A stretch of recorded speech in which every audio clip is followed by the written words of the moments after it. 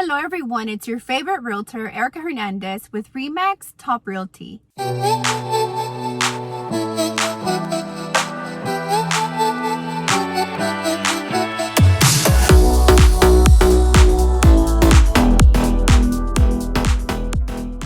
Happy Monday to you, and thank you so much for continuing to come back to my channel. If you are new to my channel, hello, my name is Erica. I'm a realtor here in the Houston area, and I love making educational videos to help buyers, help sellers, help investors, and even help other people who are wanting to get into real estate. Today, I thought I'd take some time to help you out if you're interested in becoming a realtor. And more specifically, today's video is for all my teachers. If you're currently going to a college or a university to become a teacher, keep doing what you're doing. Make sure you get your education, but this video may be helpful for you. If you are a teacher who has been teaching for quite a while, this video could be for you too. And if you are a teacher who loves being a teacher, but wants to do something over the summer instead of teaching again during the summer, this video could help you out too. If you know someone who is a teacher, please share this video with them. I think they're going to enjoy it.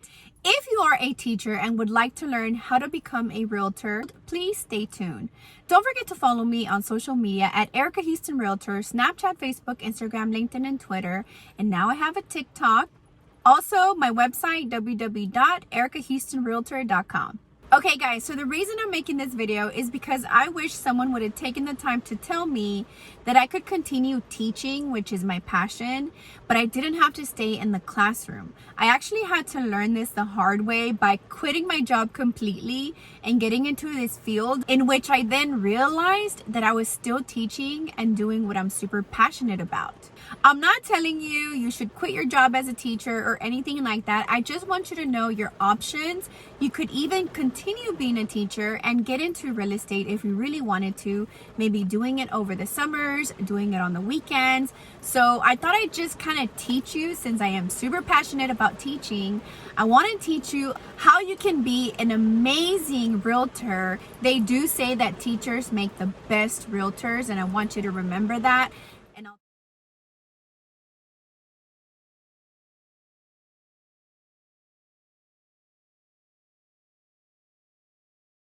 So there are so many skills and talents that teachers have that actually convert into real estate to make you an amazing realtor. You guys have seen how teaching has really helped me in real estate, and I just want to share that with you. So the first thing on my list today is scheduling. When you are a teacher, you have to schedule your kids' activities very carefully every single day of the week. You have to make sure that your kiddos are on time to every single activity all day. So your scheduling and time management has to be super strong. So as a realtor, you have to make sure that you schedule all your appointments with enough gaps, considering travel time, how long it takes per house to show a home. You have to stay on top of deadlines, so there's a schedule for that too. You have to make sure that everything is turned in on time on your client side, and that everything is complete in a timely manner. So schedule is a big one that teachers have learned to master, and as a realtor, if you do not master this, you won't do so great. You have to make sure that you are a master of your schedule throughout the entire day. Next on my list is communication. So teachers typically know how to effectively communicate with parents, communicate with children, communicate with administration, and in real estate, you also have to have these people skills, that your verbal and nonverbal communication is good, that you're listening, you're making sure you're writing your notes down and understand people and what they're trying to say. All right, moving on. Teachers are very nurturing. So when you are a teacher, you care about those kids, you care about their progress, and you tend to be very nurturing. And in real estate, you have to almost still be nurturing to those families, especially your first-time home buyers.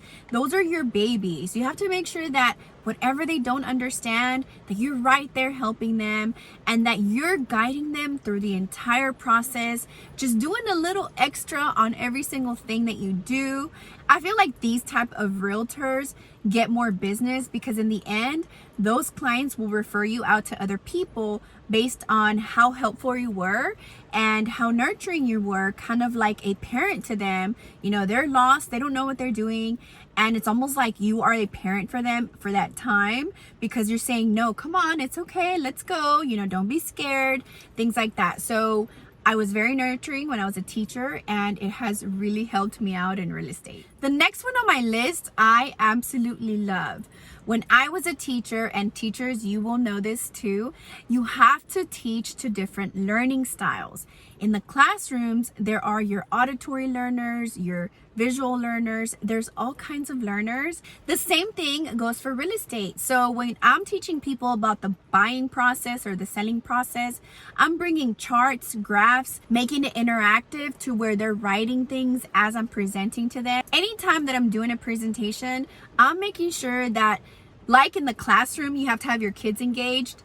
Out here, when I'm teaching adults, they have to be engaged as well. You have to keep questioning each other. Okay, yes, do you understand this part before I move on? Just like in the classroom, when you say like, okay, before I move on, any questions? I do that with my presentations with buyers, sellers, and investors as well. I make sure to ask, because a lot of times it's intimidating to ask when you don't understand. But if the person takes the time and says, hey, all right, we're going to take a little pause here. How do you feel about that? Do you have any questions? It's a very inviting way to have them ask what they really didn't understand. I love this part because I get very creative and my presentations change as I grow and learn what works and what doesn't. And like I said earlier, the passion of teaching, it's really there when I'm teaching these families about real estate, and I'm just super passionate about it. As teachers, we understand that emotional factors do affect the students' learning. It is the same in real estate. We have to understand what is happening in their lives. So I always start off with asking, what brought you to this decision today? What made you realize that you wanted to purchase? Where are you currently living at? You have to almost question everything so that you can understand how you should be moving forward, what you should be focusing on, and remembering to bring that up every time that you are teaching this person. So if it's something like, I'm ready because I'm just tired of paying rent, I make it a point to bring that up every single time.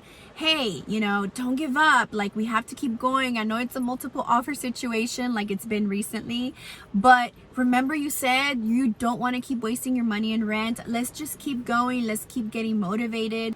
Both teachers and realtors have to understand those emotional factors that affect people, that affect children or grown-ups, whoever it is. We're all humans. So we have to understand that emotional factors do affect us.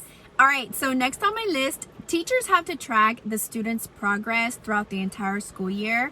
And in real estate, we track the progress of the home purchase or the home sale part for our clients. So we have to make sure that the way that we're tracking people is very organized, and that if they're, like I said earlier, if they're not understanding something, we have to go back and reteach, just like we do in the classroom. Make sure our clients are understanding what they're signing, what they're doing, where they are in the process of purchasing or selling. Making sure to keep track of progress is the same in both fields. I have 2 more things to tell you. If you're still here, thank you so much for being patient and watching the entire video.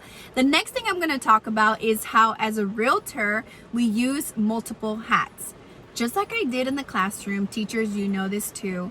We are not only a teacher, we're like a mom, a nurse. Many times we're counselors trying to help those children. We wear multiple hats when we're in the classroom, and we wear multiple hats when we are in real estate. So the hats that I wear in real estate are the inspector hat. So not that I'm an inspector, but I always teach my clients how to think like if you were in the inspector's eyes. The mini inspector hat that I use is just pointing out, you know, how the roof looks, the condition of the foundation and things like that. And so we just have to make sure that we take a look at these things. That's one hat. I also wear the hat of finances, so I have to help them out understand finances and how to save and how to do this, and even comparing rates when they have different banks. I sit down with them and just kind of talk about, well, in my opinion, this bank has a lower rate and this bank has more closing costs. So we're talking about that too. So I wear my financing hat. I also wear the counselor hat. So a lot of times I have to counsel people through the entire process, or if there's some arguments going on, I try to be the peacemaker. Helping people navigate through the stress of purchasing or selling is another one of my hats. All right, so the last thing on my list is that as teachers and as realtors, we get to teach. I am super passionate about teaching just anything to people. I love the art of teaching, and I know how to teach people in a certain way so that they can understand. I just love to teach, and that's something that teachers and realtors have in common. All that is to say that if you are thinking about making the jump from the classroom to out here selling homes and helping families, I encourage you to look into it and just see your potential. You could really do some amazing things as a realtor. And granted, the one thing I do want to point out is that becoming a realtor is very risky income-wise. As a teacher, you get your steady paycheck. As a realtor, it's a little bit different, so you have to be really good with money management. Some months you'll have like a ton of closings, and then other months you might not have any, and then you might go a couple of months without closing anyone.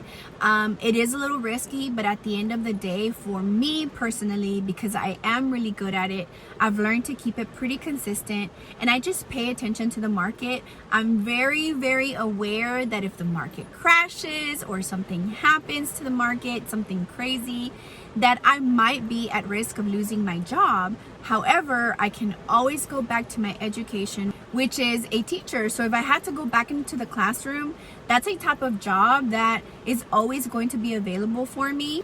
Teachers are in high demand, so I know that I could go back if I wanted to, and that's why I encourage you, if you already are a teacher, then you are not letting go of your diploma.